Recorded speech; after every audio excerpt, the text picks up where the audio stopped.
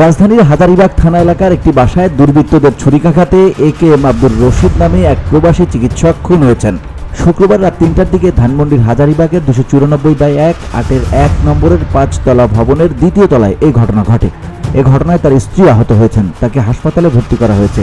ঢাকা মহানগর পুলিশের গণমাধ্যম শাখার উপকমিশনার মোহাম্মদ তালিবুর রহমান বলেন, বয়োজ্যেষ্ঠ ওই চিকিৎসক ভোররাতে নামাজের জন্য উঠেছিলেন। সে সময় ৩ জন বা তার অধিক দুর্বৃত্ত বাসায় ঢুকে অস্ত্রের মুখে তাকে জিম্মি করেন। এ সময় তার স্ত্রী সুফিয়া রশিদ বাধা দিতে গেলে দুর্বৃত্তরা দুজনকে ছুরিকাঘাত করে বেরিয়ে যায়। পরে আশপাশের বাসিন্দারা তাদের উদ্ধার করে ঢাকা মেডিকেল কলেজ হাসপাতালে নিলে চিকিৎসক আব্দুর রশিদকে মৃত ঘোষণা করেন। এ ঘটনায় পুলিশ সহ বিভিন্ন ইউনিট তদন্ত শুরু করেছে। প্রাথমিকভাবে চুরি বা ডাকাতি সংশ্লিষ্ট ঘটনা হতে পারে বলে সন্দেহ করা হচ্ছে, তবে ওই বাসা থেকে ডাকাতরা কি নিয়েছে তা এখনো জানা যায়নি। রশিদ ও তার স্ত্রীকে হাসপাতালে নেওয়া মোহাম্মদ বাঁধন বলেন, আব্দুর রশিদ ও তার স্ত্রী সুফিয়া রশিদ পেশায় চিকিৎসক। তারা লন্ডন থাকেন।